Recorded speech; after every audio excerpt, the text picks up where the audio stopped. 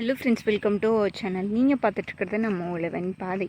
இது பார்த்திங்கன்னா நம்மளோட குண்டுமல்லி தோட்டம் பற்றி தாங்க இந்த வீடியோவில் பார்க்க போகிறோம். இதில் வந்து நம்ம குண்டுமல்லி தோட்டம் பற்றி நிறைய விஷயங்கள் வந்து பேசியிருந்தோம். நம்மளோட சேனலில் நிறைய வீடியோஸ் இருக்குங்க. ஆனால் இது வந்து ஒரு வீடியோ. ஏன்னா வந்து எல்லாமே வந்து ஒரு பிஸ்னஸாக இருக்கட்டும், ஒரு விஷயம் எந்த விஷயமா இருக்கட்டும், அதோட அட்வான்டேஜ் மட்டுமே வந்து நம்ம சோஷியல் மீடியாவில் பகிரப்படுது. அதை வச்சு நம்ம வந்து ஒரு விஷயம் பண்ணுறோம் அப்படின்னா அது நல்லதாக இருக்குமா அப்படின்னு கேட்டால் அதோட டிஸ்அட்வான்டேஜ் கண்டிப்பாக தெரியணுங்க. இது பார்த்திங்கன்னா இது ஒரு குண்டு மல்லியை பற்றின டிஸ்அட்வான்டேஜ் வீடியோ தான் சொல்லலாம். என்ன அப்படின்னு சொல்லி பார்த்திங்கன்னா, இப்போ வந்து நம்ம தோட்டம் வச்சுருக்கோம், பூக்கிறது நல்லா வருது அப்படின்றது எல்லாத்தையுமே நம்ம வந்து ஷேர் பண்ணுறோம்.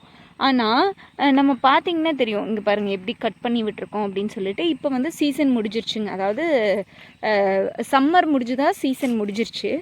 அடுத்து அந்த ஆகஸ்ட்டில் வந்து அந்த விநாயகர் சதுர்த்தி அந்த டைமில் வந்து நல்ல பீக் முகூர்த்தம் டைமும் கூட.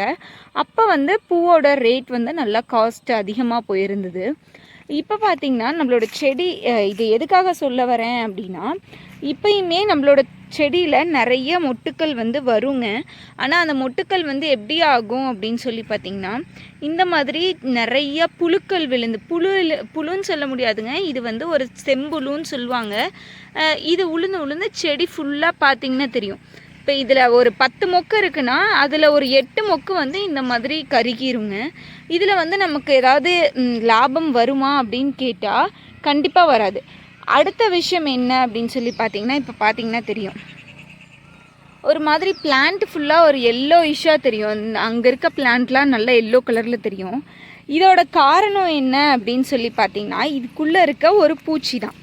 இங்கே பாருங்கள், இந்த கொழுந்தோட எட்ஜில் பார்த்திங்கன்னா நல்லா அசூனி மாதிரி இருக்குங்க. இந்த லீவ்ஸோட பேக் சைடில் பார்த்திங்கன்னா தெரியும், ஃபுல்லாகவே ஒரு மாதிரி குட்டி குட்டியாக நிறைய பூச்சி வந்து இருக்குங்க. அதனால் என்ன பண்ணும் அப்படின்னு சொல்லி பார்த்திங்கன்னா, இதை வந்து சாரை ஃபுல்லாக உறிஞ்சிரும். இந்த வெள்ளை வெள்ளையாக இருக்குது இல்லைங்களா, இது வந்து இந்த இலையோட சாரை உறிஞ்சி இந்த மாதிரி லீவ்ஸை வந்து ரொம்ப குட்டி குட்டியாக மாற்றிடும். இந்த மாதிரி இருக்க ஹெல்த்தியான லீவ்ஸ் வந்து பாருங்க, இந்த மாதிரி ஒரு மாதிரி வெள்ளை வெள்ளையாக ஆக ஆரம்பிச்சிரும், பிளான்ட் எல்லோயிஷாக ஆக ஆரம்பிச்சிரும். இப்போ வந்து இதை ஃபுல்லாக கட் பண்ணியிருக்கோங்க. கட் பண்ணால் எப்போவுமே இந்த மாதிரி ஆகாது. கை பாருங்கள் எந்த அளவுக்கு பிசு பிசு பிசுன்னு பிடிச்சிருக்கு அப்படின்னு சொல்லிட்டு.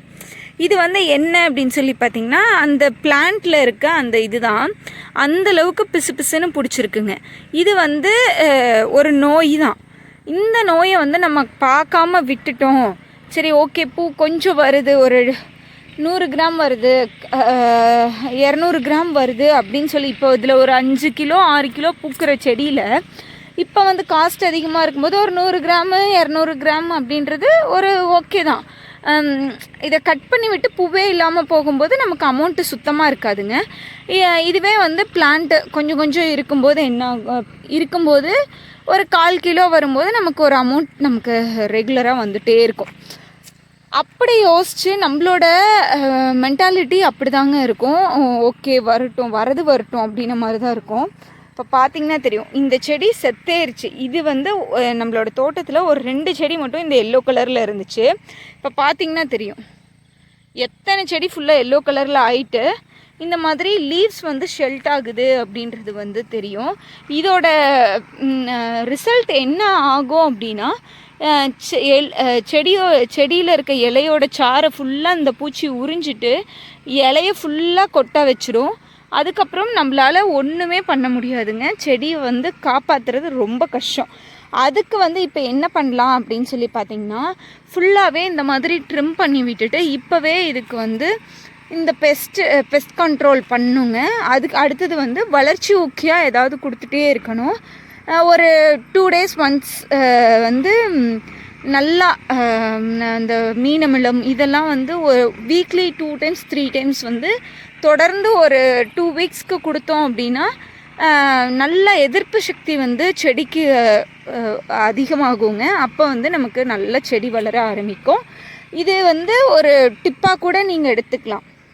பார்த்திங்கன்னா தெரியும், இந்த மாதிரி ஆகும்போது லைட்டாக எல்லோயிஷாக வர ஆரம்பிக்குங்க. அதோட ஃபஸ்ட்டு அது எதனால் வரும் எல்லோயிஷாக அப்படின்னு பார்த்திங்கன்னா, நம்மளோட தோட்டத்தில் வந்து ஈரப்பதம் அதிகமாகிட்டே இருக்கும்போது அந்த மாதிரி வர ஆரம்பிக்கும். அப்போ வந்து புதுத்தளிர் வந்து நிறைய வருங்க. எந்த மாதிரி புதுத்தளிர் வரும் அப்படின்னு சொல்லி பார்த்திங்கன்னா, இந்த மாதிரி கொடியாக புதுத்தளிர் வந்து நிறைய வர ஆரம்பிக்குங்க. அப்போ வந்து செடிக்கு வந்து தேவையானது நிறைய சூரிய ஒளி அது வந்து இதுக்கு கிடைக்காதுங்க. ஏன்னா புஷ்ஷாட்ட ஆகிடும், நிறைய கொடி வர ஆரம்பிச்சிரும். அப்படிங்கும்போது ஃபுல்லாக எல்லா லீவ்ஸ்க்கும் வந்து சூரிய வெளிச்சம் போகாது. அப்போ வந்து உள்ளேருந்து இந்த மாதிரி லீவ்ஸ்குள்ளேருந்து இந்த மாதிரி வர ஆரம்பிக்குங்க. இங்கே பாருங்கள், இந்த லீவ்ஸ் எல்லாம் எந்த அளவுக்கு கலர் மாறி பூச்சி தாக்குதலில் இருக்குது அப்படின்னு சொல்லிட்டு இங்கே பாருங்கள் பின்னாடி. இது பார்க்கும்போது தெரியாதுங்க, ஆனால் இந்த இடத்துல எவ்வளோ இருக்குதுன்னு தெரியும். நம்ம கையை பார்த்தாலே தெரியும். இந்த அளவுக்கு ஒரு டைம் கூட நம்மளோட தோட்டத்தில் ஆனதே கிடையாதுங்க. இந்த டைம் கட் பண்ணும்போது தான் ரொம்ப, அதை ஒரு 2 செடி கட் பண்ணோன்னே ஃபுல்லாக கை ஃபுல்லாக இந்த மாதிரி பிசு பிசுன்னு வைக்க ஆரம்பிச்சிருச்சு. இந்த மாதிரி இருக்க ஒவ்வொரு விஷயத்தையுமே வந்து நம்ம அட்ரெஸ் பண்ணி நம்ம வந்து டெய்லி பூ பறிக்க காட்டுக்குள்ளே வர போகிறோங்க. அப்போ வந்து டெய்லி கண்டிப்பாக செடியை செக் பண்ணோம், அது ஹெல்த்தியாக இருக்கா இல்லையா அப்படின்றத பார்த்துட்டே இருந்தோம் அப்படின்னா தான் அக்ரிகல்ச்சரில் சர்வே பண்ண முடியுங்க. இது மற்ற பிஸ்னஸ் மாதிரியும் இது என்ன வச்சுட்டா வந்துடும் அப்படின்ன மாதிரி அக்ரிகல்ச்சரை யோசிக்கிறாங்க. அது வந்து வெளியே இருந்து ஒருத்தங்க புதுசாக ஃபார்மிங்குள்ளே வரீங்க அப்படின்னா அது எல்லாத்தோட மென்டாலிட்டியும் அதுதான். ஃபஸ்ட்டு இன்வெஸ்ட்மெண்ட்டு தான் அதிகம் அப்படின்ன மாதிரி யோசிக்கிறோம்.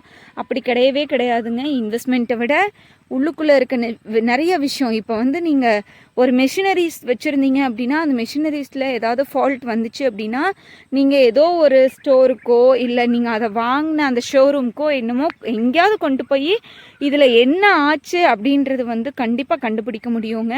ஆனால் நம்ம விவசாயத்தில் ஒரு விதையை உள்ளே போட்டுட்டு அது முளைக்கலன்னா அது ஏன் முளைக்கல அப்படின்றத கண்டுபிடிக்கவே முடியாது. ஏன்னா அதோட வெதர் எல்லாம் வெதரு, நம்மளோட சாயில் டைப்பு, வாட்டர் டைப்பு, அடுத்து அதோட எல்லா இதையுமே பேஸ் பண்ணி தான் அந்த பிளான்ட் வந்து வளர ஆரம்பிக்கும்.